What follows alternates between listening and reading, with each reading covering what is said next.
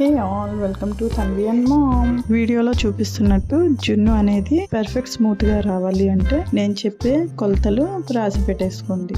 వాటి కోసం కావాల్సినవి యాలకులు 6 to 7, హాఫ్ ఇంచ్ సొంటె, 1 టేబుల్ స్పూన్ ఫుల్ మిరియాలు, 1 టేబుల్ స్పూన్ పంచదార మిక్సీ చేసి ఫైన్ పౌడర్ లా తీసుకొని బాక్స్ లోకి వేసుకోండి. నేను చెప్పే ఈ కొలతలు 2 times జున్ను చేసుకోవడానికి ఖచ్చితంగా సరిపోతుంది. 1 full గ్లాస్ జున్ను పాలకి 2.5 కలుపు పాలు రేషియో, అంటే 1 గ్లాస్ జున్ను పాలకి 2.5 కలుపు పాలు తీసుకోవాలి. మరీ ఎక్కువ తీసేసుకున్నా గట్టిగా వస్తుంది, తక్కువ తీసుకుంటే పాకిరిపోయినట్టు వస్తుంది జున్ను. లోకి బెల్లం, పంచదార అనేది కొలత పాలు ఏ గ్లాస్తో అయితే తీసుకున్నామో దానికి ఈక్వల్గా స్వీట్నెస్ అనేది తీసుకోవాలి. అంటే 1:1 స్వీట్నెస్ తీసుకోవాలి. అందులో కొంచెం పాలు వేసుకొని కరగదీసి, ఏమైనా రాయే బెడ్డ ఉంటుంది కాబట్టి వడపోసుకొని పాల్లోకి తీసుకోవడం మంచిది. లేదంటే జున్ను తినేటప్పుడు కష్టమంటుంది.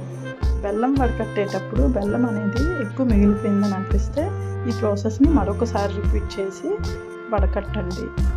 ఇది వడకట్టేశాక పౌడర్ మిశ్రమాన్ని మిక్సీ చేసి రెడీ పెట్టుకున్నాం కదా, అది 1.5 టేబుల్ స్పూన్ పాల్లోకి వేసుకొని బాగా కలుపుకోండి. ఇప్పుడు కుక్కర్ని తీసుకొని మందపాటి చిన్న ప్లేట్ని తీసుకొని అందులో వేసి 1 గ్లాస్ వాటర్ వేసి రెడీ చేసి పెట్టుకున్న పాల గిన్నెని కుక్కర్లో పెట్టి స్పూన్తో మరొకసారి కలుపుకొని కుక్కర్ మూత పెట్టి విజిల్ని పెట్టి 5 to 6 విజిల్స్ రానివ్వండి. ప్రెజర్ అంతా పోయాక కుక్కర్ మూత ఓపెన్ చేసి చాక్తో గుచ్చి చూస్తే చాకుకి ఏమీ అంటుకోకపోతే పర్ఫెక్ట్గా జున్ను అనేది ఉడికిపోయినట్టు అర్థం. ఇది జున్ను కంప్లీట్గా చల్లారిపోయాక ఫ్రీజర్లో ఒక 3 to 4 hours కోసం మూత పెట్టి పెట్టుకోవాలి.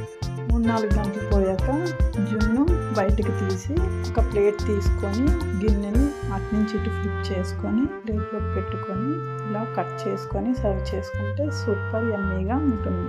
నచ్చితే లైక్, షేర్ అండ్ సబ్స్క్రైబ్.